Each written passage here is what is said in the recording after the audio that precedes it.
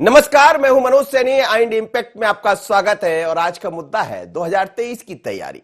दरअसल उपचुनाव संपन्न हुए। उपचुनाव के बाद से लगातार भारतीय जनता पार्टी या कांग्रेस की बात करें, दोनों एक बार फिर चुनावी मोड पर दिखाई देने लगी। खास बात यह है कि जिस कांग्रेस को हार का सामना करना पड़ा, वो कांग्रेस 2018 में अपनी सरकार बनाने में कामयाब रही, लेकिन अपने ही लोगों को ना संभाल पाई, लिहाजा सरकार चली गई। फिर ये उम्मीद लगाकर बैठी थी कि जो तमाम तरह के आरोप प्रत्यारोप थे, चाहे खरीदी की बात करें, टिकाऊ बिकाऊ की बात करें या धोखेबाज की बात करें, लेकिन जनता ने एक ना सुनी और बात मोहर लगा दी भारतीय जनता पार्टी पर। अब भारतीय जनता पार्टी की सरकार है, लेकिन दिलचस्प यह है कि कांग्रेस भी इससे सबक लेना चाहती है और समझना चाहती है कि जो गलती हमने पहले की, जब हमारे लोग चले गए, फिर दूसरी गलती 2018 के बाद उपचुनाव में की, जब बार बार ये कहते रहे कि हम तो 28 ही सीटों पर चुनाव जीतेंगे, लेकिन उसके बाद भी फिर स्थितियां आपके सामने हैं और लगातार अब ये दिखाई दे रहा है कि भारतीय जनता पार्टी तो पहले ही दिन मंडल की बैठक करके बता दिया कि हम 2023 की तरफ बढ़ रहे हैं, लेकिन जब कांग्रेस विधायक दल की बैठक हुई, उसके बाद से जिस तरह से कमलनाथ आगे बढ़ रहे हैं, तो जाहिर है कि मानकर चल रहा है कि अब हमें यदि जीतना है तो संगठन को मजबूत करना होगा। जरा सुनिएगा कांग्रेस के नेताओं के बयान, बीजेपी के, तो समझ भी आ जाएगा कि अब वास्तव में दोनों ही पार्टियां 2023 की तैयारी में बढ़ चली है।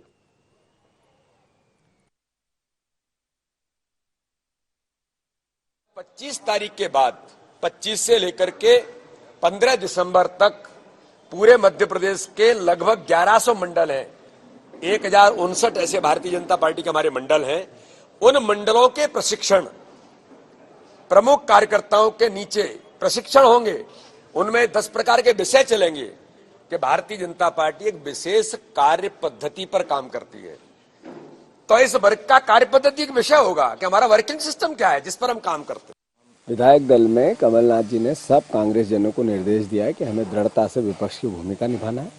एक एक कांग्रेस जन ने कमलनाथ जी के नेतृत्व में विश्वास व्यक्त किया है, एक एक विधायक ने किया है। 100% सकारात्मक करेंगे, जनता के मुद्दों के लिए लड़ेंगे, जनता के मुद्दों को मुख्यमंत्री सरकार तक ले जाएंगे, मजबूर करेंगे सरकार को सदन में भी और सड़क। चलिए, सदन से सड़क तक की बात कर रहे हैं जीतू पटवारी, और जीतू पटवारी पहले भी ये कह रहे थे कि 28 सीटें तो हम ही जीतेंगे, बल्कि नाम भी बता रहे थे, पर एक ना चली, 9 मिली है। अब खैर ठीक है, पर कांग्रेस इस तरफ बढ़ रही है। भारतीय जनता पार्टी तो हमेशा चुनावी मोड पर रहती है। सामने 2 चुनाव हैं, एक नगरीय निकाय का चुनाव, उसके बाद 2023 में जब हम जाएंगे तो विधानसभा का चुनाव है, लेकिन दोनों पार्टियां चुनावी मोड पर। अच्छी बात यह है कि कांग्रेस ने इससे सबक लिया है। आकाश सैन जुड़ रहे हैं हमारे साथ, हमारे ब्यूरो चीफ। आकाश, क्या कहेंगे, ये जो तैयारियां दिखाई दे रही है दोनों ही तरफ से, हम कांग्रेस को भी देख रहे हैं, बीजेपी को भी देख रहे हैं, कांग्रेस ने पहले सबक नहीं लिया और हमें लगता अति उत्साह रहा, और ये लगातार नेता कहते रहते कि 28 सीटें तो हम जीत कर आएंगे। रिजल्ट सामने है, वोट ऑफ परसेंटेज भी बढ़ा, सब कुछ दिखाई दिया। और क्या कांग्रेस अब ये समझ गई है कि चुनाव जीतना है तो संगठन को मजबूत करना होगा? जी बिल्कुल मनोज जी, जिस तरीके से बाई इलेक्शन के परिणाम निकलकर सामने आया, उसके बाद कांग्रेस को यहां से 2 बड़े सबक मिले हैं। क्योंकि कांग्रेस जिस तरीके से, जिस संगठन के भरोसे कांग्रेस चुनावी मैदान में उतरी थी, कहीं ना कहीं वो संगठन भी कमजोर साबित हुआ है और वो नेता भी कमजोर साबित हुए जिनको जिम्मेदारी दी गई थी। यही कारण है कि अब कांग्रेस में जो है दीपावली के बाद जो है अमूल चूल परिवर्तन की बात की जा रही है। अभी से ही इसको लेकर जो है पीसीसी चीफ कमलनाथ ने न सिर्फ दिशा निर्देश दिए हैं, बल्कि इस बात को भी कहा है कि जहां पर जो कमियां रही हैं उसको पता लगाकर दूर करने के लिए क्या काम किए जा सकते हैं, उसको लेकर जो है कांग्रेस संगठन एक्शन में नजर आ रहा है। वहीं अगर हम बीजेपी की बात करें तो जिस तरीके से बीजेपी लगातार एक्शन मोड में ही रहती है, चुनावी मोड में रहती है, और यही कारण है कि बाई इलेक्शन के परिणाम सकारात्मक आने के बाद दूसरे दिन से ही बीजेपी ने जो है अब नगरीय निकाय और आगामी जो चुनाव होना है मध्य प्रदेश में, उसकी तैयारी शुरू कर दी। और यही कारण है कि बीजेपी अब एक बार फिर से, जिस तरीके से कहा भी जाता है बीजेपी को केडर बेस्ड संगठन, उसी की तर्ज पर जो है बीजेपी एक बार फिर से अपने जो कार्यकर्ता है उनको प्रशिक्षण देने जा रही है। खास बात इसमें यह है कि अगर हम बात करें तो 19 और 20 नवंबर को जो है भोपाल में ये प्रशिक्षण शिविर आयोजित किया जाएगा, जिसमें मुख्य रूप से अगर हम बात करें तो जो प्रशिक्षण करता रहेंगे, जो प्रशिक्षण देने वाले रहेंगे, उनको यहाँ प्रशिक्षण दिया जाएगा। और उसके बाद वो जो है तमाम जगहों पर जाके, तमाम मंडल स्तरों पे जाके जो है प्रशिक्षण देने का काम करेंगे, जिसके लिए 25 नवंबर से लेकर 25 दिसंबर तक जो ये अभियान है वो चलने वाला है। अगर हम बात करें तो इस दौरान लगातार वो कांग्रेस के कार्यकर्ता जो कभी कांग्रेस में हुआ करते थे, वो अब बीजेपी का हिस्सा हो गए हैं, सिंधिया समर्थक विधायकों के साथ, पूर्व विधायकों के साथ जो है शामिल हुए थे बीजेपी में, उन तमाम कार्यकर्ताओं को बीजेपी की रीति नीति और विचारधारा से जोड़ने के लिए प्रशिक्षण कार्यक्रम आयोजित किए जाएंगे, जिससे उनको प्रॉपर तरीके से ट्रेनिंग दी जा सके, बीजेपी संगठन की विचारधारा से जोड़ा जा सके। तो एक बड़ा कैंपेन जो है बीजेपी का, एक तरीके से इसको कैंपेन कह सकते हैं कि बीजेपी चलाने जा रही है। कांग्रेस कितनी अलग, कांग्रेस कितनी अलग आकाश, आप कांग्रेस कवर करते हैं, कांग्रेस में क्या अलग दिखाई दे रहा है? क्योंकि ये पहली बार मैंने देखा कि चुनाव हारने के बाद भी वो एक मंच पर बैठे और तत्काल निर्णय, हालांकि 11 तारीख को पहले से बैठक तय थी, पर अब जो खबरें सामने आ रही, कमलनाथ कहीं नहीं जा रहे, मध्य प्रदेश में ही बने रहेंगे, विपक्ष की भूमिका निभाएंगे, साथ ही साथ हमें ऐसा लग रहा है कि 2023 की तरफ बढ़ने की तैयारी है कांग्रेस की। जी बिल्कुल, कांग्रेस को जिस तरीके से बाय इलेक्शन में करारी हार मिली है मनोज जी, उसके बाद कांग्रेस इससे ना सिर्फ सबक ले रही है, बल्कि कांग्रेस ने इसको लेकर अपनी स्ट्रेटेजी में काफी बड़ा बदलाव भी किया है। क्योंकि जिस तरीके से बिकाऊ टिकाऊ के नारे के भरोसे कांग्रेस को लग रहा था कि बाय इलेक्शन का रण कांग्रेस फतेह कर सकती है, कांग्रेस के साथ जनाधार है, लेकिन हुआ इसके विपरीत। जो जनाधार था कांग्रेस का वो भी कम हुआ और उल्टा बीजेपी को यहाँ पर ज्यादा से ज्यादा सीटों पर जीत हासिल हो। यही कारण है कि विधायक दल की बैठक जब दूसरे दिन बुलाई गई चुनाव परिणाम के बाद, तो यहाँ पर तमाम जो नेता थे, विधायक दल के जो नेता के रूप में कमलनाथ जो है उन्होंने लीड यहाँ पर किया था, बातचीत की थी विधायकों से, लेकिन जो जिला इकाइयां हैं, जो प्रभारी थे विधानसभाओं के, जो सेक्टर प्रभारी थे, मंडल प्रभारी थे, उन तमाम लोगों को भी इस बैठक में बुलाया गया था और इसी बात की समीक्षा की गई, हार क्यों हुई, किस कारण हुई। और साफ तौर पर कहीं ना कहीं जो फीडबैक निकल कर आया वो स्पष्ट तौर पर यही निकल कर आया कि जो बूथ का कार्यकर्ता था या जो फील्ड का कार्यकर्ता था, वो उस मुस्तैदी के साथ जो है तैनात नहीं रहा और जिसका खामियाजा जो है कांग्रेस को भुगतना पड़ा। चलिए ठीक है आकाश, आप निगाह बनाए रखिएगा और समझ आएगा, लेकिन हमें लगता है कांग्रेस भी एक अलग मोड पर नजर आ रही है और ये पहली दफा है, क्योंकि संगठन की मजबूत यदि हो जाता है तो 2023 का चुनाव बड़ा दिलचस्प होगा। धन्यवाद आपका। मेरे साथ शिव अनुराग पटेलिया जी जुड़ रहे हैं, वरिष्ठ पत्रकार है। सर क्या कहेंगे, जिस तरह से हम देख रहे हैं कि इस चुनाव के बाद कांग्रेस सबक लेती नजर आ रही, यदि उस दिन के बाद हम देखें तो बयानों में जो बात रहा करती थी चुनाव के दौरान, उपचुनाव के दौरान, हालांकि चुनावी मोड एक अलग होता है, लेकिन उसके बाद जो बयान सामने आ रहा है उससे भी लग रहा है, और जो बैठकों का दौर या कमलनाथ की जो भूमिका नजर आ रही है, क्या कांग्रेस ये मानकर चल रही कि संगठन को मजबूत करना होगा? सर आप मेरे साथ जुड़े हैं?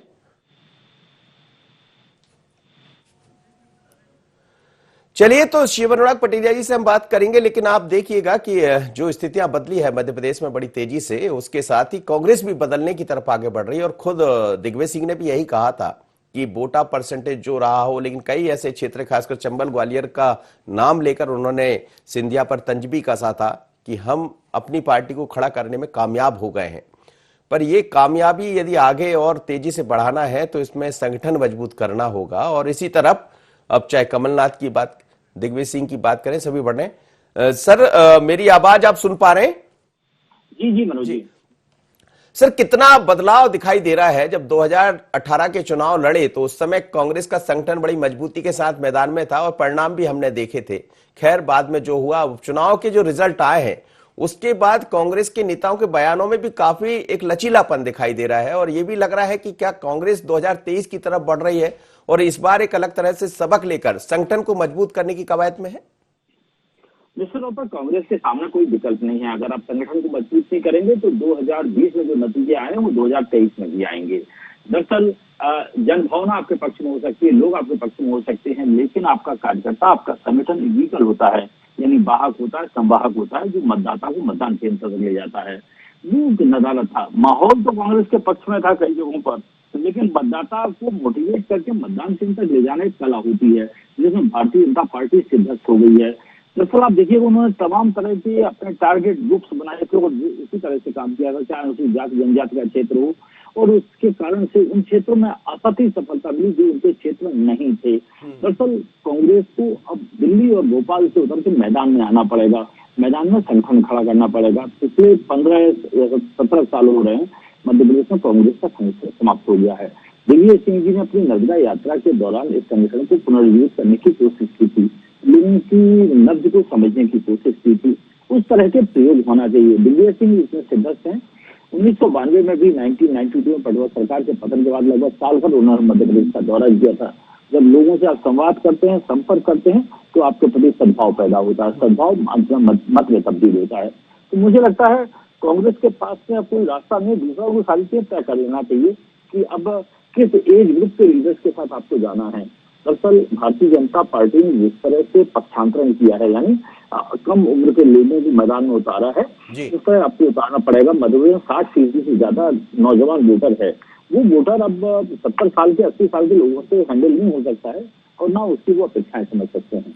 तो क्या आपको लग रहा है कि कांग्रेस के संगठन में भी आने वाले दिनों में बदलाव दिखाई देगा, जैसा आप भारतीय जनता पार्टी का जिक्र कर रहे हैं? हालांकि बीजेपी तो हमेशा चुनावी मोड पर रहती है, हम देख रहे हैं कि मंडलों की बैठक तत्काल बुला ली, उसकी तारीख भी तय कर दी गई है, क्योंकि नगरीय निकाय के चुनाव भी है और फिर नगरीय निकाय के चुनाव होते होते 2023 की तरफ बढ़ चलेंगे। तो क्या कांग्रेस भी लग रही है कि अब उसमें युवाओं को लेकर आगे आना होगा, जैसा आप जिक्र कर रहे हैं बीजेपी का?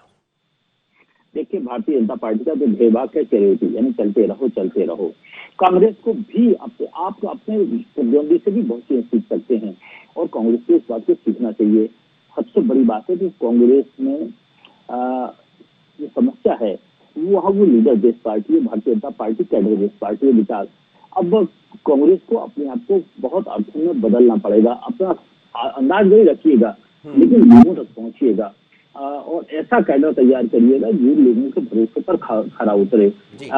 और सिर्फ ये तो उम्मीद के सारे, देखिए 2018 का चुनाव कांग्रेस इसलिए जीती थी कि कांग्रेस को जीतना था या उन्होंने कोई बहुत बड़ी मेहनत की थी, बीजेपी के अलावा किसी ने कोई मेहनत नहीं की। वो इसलिए जीता था कि शिवराज सिंह चौहान के 3 कार्यकाल हो गए थे और जब एक मोबाइल एक घड़ी हम कई सालों तक पहनते तो आपको बदलने का मन करता है, तो मैं फेलियर चेंज कहता हूँ। तो इसके कारण से कांग्रेस को सफलता मिली और कांग्रेस ने अपनी सफलता को अपनी योग्यता मान लिया। दरअसल वो योग्यता नहीं थी, आपके लिए अवसर था और आपने अवसर आपके पक्ष में दिया।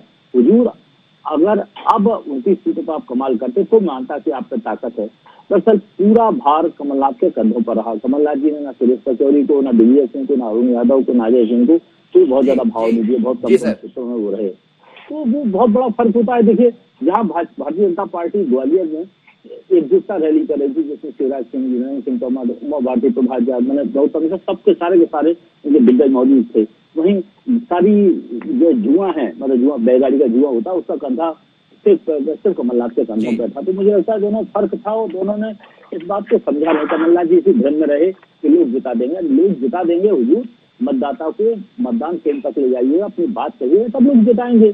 घर बैठे लड्डू आपके मुंह में नहीं जाएगा। जी जी, बिल्कुल आपने ठीक कहा। और मेरे साथ ब्रजेंद्र सिंह राठौर जी जुड़ रहे हैं, पूर्व मंत्री है। क्या कहेंगे ब्रजेंद्र जी, जिस तरह की स्थितियां सामने दिखाई दी, हालांकि आप अपनी सीट, मेरी मुलाकात हुई थी आपसे सुमावली में, उसको जिताने में आप सफल रहे, लेकिन आप जैसे तमाम कार्यकर्ताओं की जरूरत होगी यदि आप 2023 की तरफ बढ़ रहे हैं। हम देख रहे हैं कि आपके जो तमाम सारे नेता है 2 दिन से, उनके बोलचाल में भी परिवर्तन आया है, लचीलापन दिखाई दे रहा है और वही जो टिकाऊ बिकाऊ तमाम तरह के नारे आपके चल ना सके। तो क्या 2023 की तरफ अब कांग्रेस बढ़ रही?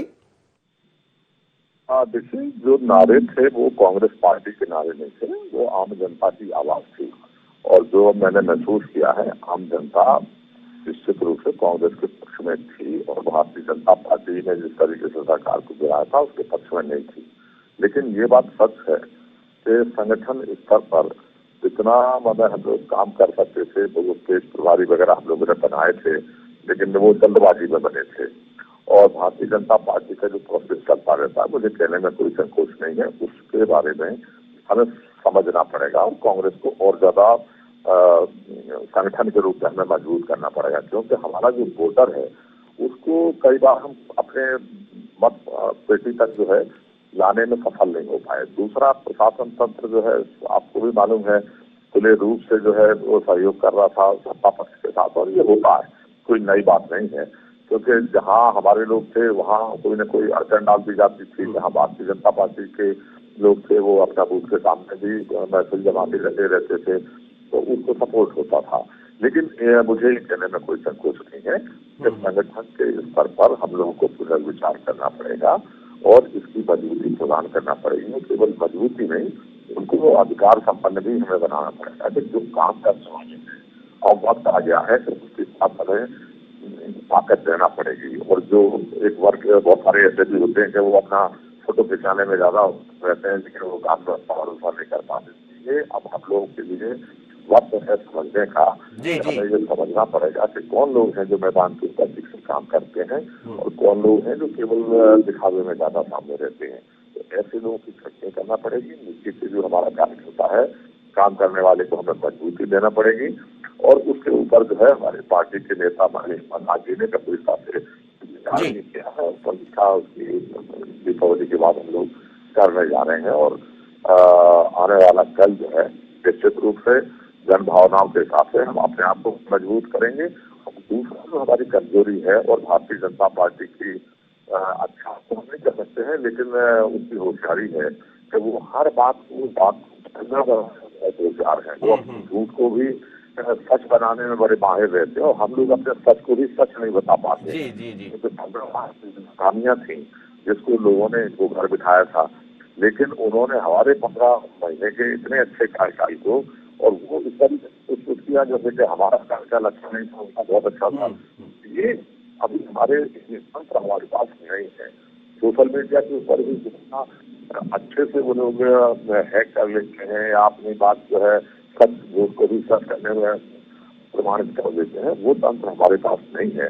लेकिन सर आप मेरे साथ बने रहिएगा, मैं आगे आपसे इसी मुद्दे पर बात कर रहा हूँ। शिव अनुराग पटेलिया जी वरिष्ठ पत्रकार, एक छोटी सी प्रतिक्रिया उनसे ले लेता हूँ। सर ये जो चीजें हैं दिखाई दे रही है, जैसे अब नगरीय निकाय के चुनाव भी सामने हैं, उसके तत्काल बाद 2023 के चुनाव भी सामने होंगे और हम देख रहे हैं कि भोपाल से लेकर दिल्ली तक चुनावी एक चर्चा दिखाई दे रही है, चाहे हम बिहार की बात कर लें। तो क्या ये माना जाए कि अब कांग्रेस तो एक अलग मोड पर नजर आ रही है, जिसका आप भी कह रहे हैं कि जरूरत पड़ेगी, लोगों को घर से निकालना सीखना होगा, ब्रजेंद्र सिंह राठौर साहब भी यही कह रहे हैं, पर और क्या परिवर्तन की आपको जरूरत दिखाई दे रही है खासकर कांग्रेस के अंदर, क्योंकि बीजेपी पूरी तरह चुनावी मोड पर है? देखिए, हवाई नेताओं की जगह जमीनी नेताओं को कांग्रेस को आगे लाना पड़ेगा। नौजवान नेताओं को कमान सौंपना पड़ेगी। भोपाल में बैठ के बकर बकर करने से, ट्विटर फेसबुक पे जाने से बहुत ज्यादा हाल नहीं होते। माहौल आप बना सकते हैं। जमीन में उतरने वाले ब्रजेंद्र सिंह जैसे लोगों के साथ आपको कोऑर्डिनेट करना पड़ेगा, उनकी भावनाओं को समझना पड़ेगा। सबसे बड़ी बात है, मैदानी और कागजी नेताओं के बीच आपको फर्क करना पड़ेगा। आप सिर्फ दिल्ली और भोपाल में कलमदार कुर्ते लगाकर घूमने से, अखबारों टीवी चैनल में छाने से मैदान के नेता नहीं बन जाते। लोगों पल्स ऑफ द पीपल आपको समझना चाहिए। भारतीय जनता पार्टी जिस तरह से काम करती है, मैं फिर कहूंगा प्रतिद्वंदी से भी आप बहुत कुछ सीख सकते हैं। अगर आप सत्ता में थे तो आपका कैडर क्यों खड़ा नहीं किया, इसके बारे में आपको सोचना पड़ेगा। दूसरा, सिर्फ उन्हीं लोगों पे जो 40 साल से राज कांग्रेस पे कर रहे हैं, उनके भरोसे आप 40 साल और राज कर पाएंगे, संभव नहीं है। आपको नई लीडरशिप खड़ा करना पड़ेगी। बीडी शर्मा का सबसे बड़ा उदाहरण है। भारतीय जनता पार्टी ने तमाम बुजुर्ग नेताओं को दरकिनार करते हुए बीडी शर्मा को मध्य प्रदेश भाजपा की कमान सौंपी। शिवराज सिंह चौहान भी उतने उम्र दराज नहीं है। दरअसल वैरायटी बहुत बड़ी बात है। देखिए, उन्हें भारतीय 15-16 साल से सत्ता के साकिब से दूर थी, उनका भरपूर उपयोग किया गया। 32 सभाएं उनसे करवाई गई। नरेंद्र सिंह तोमर ने जी जान झोंकी, भली मुरैना में कुछ हुआ। प्रभात झा और सिंधिया की अदावत पुरानी है, लेकिन उसके बावजूद भी सिंधिया समर्थकों के पक्ष में प्रभात झा उतरे। कांग्रेस को सीखना चाहिए कि जिसका काम उसी के साथ है। जो जहाँ का नेता है, जो जिस जाति का क्षेत्रीय नेता, उसका उपयोग करिएगा। सिर्फ इस अहम को पालने से कि मैं कहूंगा तो सब कुछ हो जाएगा, ये संभव नहीं है। जी सर, बहुत धन्यवाद आप मेरे साथ जुड़े। लेकिन जरा सुन लेते हैं बीडी शर्मा ने क्या कहा, क्योंकि जिक्र बीडी शर्मा का आ रहा है भारतीय जनता पार्टी का, क्योंकि नई कमान उनको सौंपी गई और बहुत ही एक शुभंकर बनकर उभरे भी वो और सफल भी रहे। उसके बाद मैं उस पर टिप्पणी भी लूंगा ब्रजेंद्र राठौर साहब से। लेकिन बीडी शर्मा ने क्या कहा, कांग्रेस के भारतीय जनता पार्टी के प्रदेश अध्यक्ष है, जरा सुनिएगा चुनाव के बाद। तारीख के बाद 25 से लेकर के 15 दिसंबर तक पूरे मध्य प्रदेश के लगभग 1100 मंडल हैं। 1059 ऐसे भारतीय जनता पार्टी के हमारे मंडल हैं। उन मंडलों के प्रशिक्षण, प्रमुख कार्यकर्ताओं के नीचे प्रशिक्षण होंगे। उनमें 10 प्रकार के विषय चलेंगे कि भारतीय जनता पार्टी एक विशेष कार्य पद्धति पर काम करती है। तो इस वर्ग का कार्य पद्धति एक विषय होगा कि हमारा वर्किंग सिस्टम क्या है जिस पर हम काम करते हैं। चलिए, बीडी शर्मा ये कह रहे थे कि हमारी वर्किंग कैसी है, वर्किंग सिस्टम क्या है, वो हम कार्यकर्ताओं को समझाने जा रहे हैं। ब्रजेंद्र राठौर साहब मेरे साथ जुड़े हैं। सर, आप बीडी शर्मा को सुन रहे होंगे ब्रजेंद्र जी, लेकिन ये जो तैयारियां हैं भारतीय जनता पार्टी की, हमें लगता है बहुत मेहनत करना पड़ेगा आप लोग को, पर निश्चित है कि अब कम से कम आप उस तरफ काम तो कर रहे हैं। ब्रजेंद्र राठौर जी, मेरी आवाज सुन पा रहे हैं?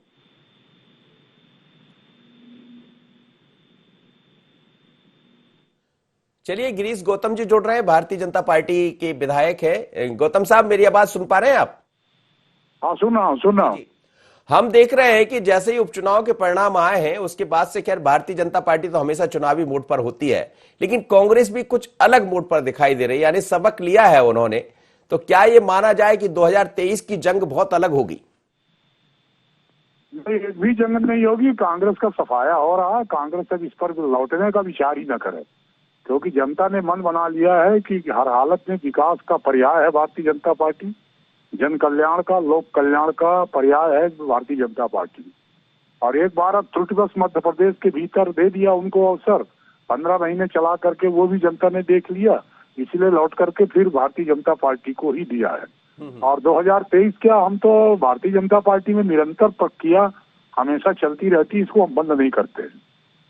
जी ब्रजेंद्र राठौर जी, ये प्रक्रिया का हिस्सा है बीजेपी के अंदर, लेकिन आप भी कह रहे थे कि निश्चित रूप से एक परिवर्तन की जरूरत होगी, पर क्या कुछ नए लोगों को अब स्थान मिलने जाएगा? क्योंकि बीडी शर्मा पर दांव लगाया भारतीय जनता पार्टी के संगठन ने और वो सफल भी कहला रहे। नहीं, देखिए, बीडी शर्मा साहब को मैं सफल नहीं मानता हूं, लेकिन हाँ, ये बात जरूर है कि उनके पास काफी बड़े बड़े नेता थे, जो राष्ट्रीय स्तर के भी नेता थे, प्रदेश के भी थे, और सारे लोगों ने संयुक्त रूप से काम किया है। बीडी शर्मा जी की अगर हम बात करें तो जिस विधानसभा में वो पैदा हुए, जिस विधानसभा की कार्यस्थली थी उनकी, वहीं पर वो चुनाव हार गए। तो नेता तो बड़ा जब होता है जब वो अपनी जगह को सुरक्षित रख ले। अपनी जगह ही कोई हार जाए तो फिर वो दूसरी जगह की कैसे गारंटी कर सकता है। लेकिन हाँ, ठीक है, एक संगठन के हिसाब से उन्होंने अपना काम किया और एक टीम भावना से लेके उन्होंने काम किया। लेकिन भारतीय जनता पार्टी काम के दम के ऊपर नहीं जीती है। मैं आपसे फिर इस बात को दोहरा रहा हूँ, ये केवल अफवाह तंत्र बनाने में बहुत होशियार हैं, झूठ को सच बनाने में होशियार हैं, और उसमें वो कामयाब हुए। हमारे 15 महीने के जो इतने अच्छे काम थे, जो आम जनता के गले भी उतरे थे, और आम जनता वोट भी अपना करना चाह रही थी, लेकिन सच को सच भी नहीं बना पाए ब्रजेंद्र जी। नहीं, मैं बता रहा हूँ ना, इनका प्रशासनिक मैनेजमेंट, इनका मशीनरी मैनेजमेंट, वो जो है इन्हें हमेशा जो है बढ़त दिलाने में काम करता। मैं आपसे ही पूछता हूँ कि चलिए, इतने सारे नेता इनके साथ थे, सब कुछ थे, लेकिन उसके बावजूद भी ग्वालियर चंबल में स्थिति क्या रही? मुरैना में जो है आप केवल 2 सीट के ऊपर समिट गए, जहाँ पे आपके 3-3, 4-4 नेता चंबल के, ग्वालियर के हुआ करते थे। सिंधिया जी भी उसी में पहुंच गए थे। भिंड में 2 में से 1 रह गए, ग्वालियर में 3 में से 2 रह गए, शिवपुरी में भी आपको 1 सीट गंवाना पड़ी, 1 आपको मिली, दतिया में केवल 50 वोट से हराने में आप सफल हो पाए। तो ये मिला जुला के आपका वो बेल्ट तो साफ हो गया। तो ये इतना आपका संगठन है, इतनी मजबूती है, तो ये 2023 और 2000 की जो दम भरी बातें होती हैं, में कोई दम नहीं है। लेकिन हाँ, मैं इस बात को स्वीकार करता हूँ, किसी की कोई अच्छाई है तो इसलिए स्वीकार किया कि उनका संगठन हमसे ज्यादा बेहतर है। मैं आपकी बात पर ही मैं क्या बताऊं, भारतीय जनता पार्टी की गिरीश गौतम जी से मैं प्रतिक्रिया ले लेता हूं। गिरीश जी, आप सुन रहे होंगे, ब्रजेंद्र राठौर मेरे साथ जुड़े हुए हैं, पूर्व मंत्री हैं, वो ये कह रहे हैं कि बहुत कुछ आपने इस्तेमाल किया है। जी नहीं, इस्तेमाल युद्ध में तो हर चीज का इस्तेमाल करना पड़ता है, किसी चीज को बचा के रखना पड़ता है क्या? कोई युद्ध होगा, ये राजनीतिक युद्ध है। हमारा जो कौशल है, हमारा जो बल है, हमारी जो ताकत है, हमारी जो क्षमता है, उसको 100% लगाने का काम भारतीय जनता पार्टी करती है। ऐसा कोई काम नहीं करते कि आधा छिपा लिया, आधा रोक लिया, आधे में काम नहीं चलाते।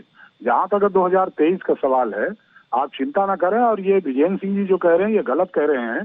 पिछली बार तो कांग्रेस जीती थी, इस बार हम जीते तो हमने गेन किया कि हमने लॉस किया? मुरैना की बात करते, ग्वालियर की बात करते, तो पिछली बार तो 16 का 16 कांग्रेस जीत गई थी। इस बार हमने यदि जो प्राप्त किया तो हमने प्राप्त किया, तो हम बढ़ोतरी में कि घटे हैं पीछे? नंबर 1। नंबर 2, ये झूठ तंत्र फैलाने वाले लोग हैं। और अब आपने इनका पहले का बयान देखा होगा, 28 के 28 जीत रहे हैं, 22 जीत रहे हैं, 24। हमारे तो एक नेताजी हैं यहाँ के, हमारे बिंद के, और ग्वालियर में कहीं सभा में कहा है कि 16 में एक भी भारतीय जनता पार्टी जीत गई तो हमेशा के लिए हम राजनीति से संन्यास ले लेंगे। ऐसा भाषण दे के चले आए। तो इस तरह की ये भाषणबाज लोग हैं, और लोगों को भ्रम में डाल करके और ये वोट लेने का काम करते, धरातल में कोई काम नहीं करते। और जरा ब्रिजेंद्र सिंह जी से पूछिए, एक बात हमको बता दें, 2 लाख का कर्जा माफी का इन्होंने कहा था, मध्य प्रदेश के भीतर एक आदमी का नाम बता दे, एक आदमी का नाम कि हाँ, इसका 2 लाख का कर्जा हमने माफ किया। चलिए पूछ करके बताइए, एक का नाम बताना 2 लाख का। ब्रजेन जी जल्दी से जवाब दो, मेरे पास समय नहीं है, 30 सेकंड। देखिए थोड़ा बहुत नहीं, आपको भी मालूम है, और ये हमारा जवाब नहीं है, भारतीय जनता पार्टी के मंत्री माननीय कमल पटेल जी का ही जवाब है कि थोड़े बहुत नहीं, हमने लाखों में 26 लाख किसानों का कर्जा माफ किया है, और एक तरीके से सरकार को नहीं गिराते तो हर व्यक्ति का 2 लाख तक का भी हम कर्जा करते, 1 लाख रुपए खर्च। चलिए सर, बहुत बहुत धन्यवाद आप दोनों मेहमानों का, मेरे साथ जुड़े, और साथ ही अनुराग पटेरिया जी जुड़े थे, उनका भी धन्यवाद। लेकिन मध्य प्रदेश में अब चुनाव की एक तरह से कहा जाए तो फिर से शुरुआत होगी, क्योंकि नगरीय निकाय के चुनाव सामने हैं और भारतीय जनता पार्टी हमेशा चुनावी मोड पर रहती है। कांग्रेस सबक ले रही है, बहुत कितना सबक लेगी, क्योंकि 2018 के बाद जब 2020 में उपचुनाव हुए तो कांग्रेस ये मानकर चल रही थी कि सिर्फ बयानों के जरिए हम चुनाव जीत जाएंगे, लेकिन फील्ड में जाना पड़ेगा, नए लोगों को आगे लाना पड़ेगा, जब ही रास्ता आसान होगा। पर अच्छा है जिस तरह की तैयारियां दोनों तरह से दिखाई दे रही, हमें लगता है बड़ा दिलचस्प होगा 2023 का चुनाव। बने रहिए IND 24 पर, मुझे दीजिए इजाजत, नमस्कार।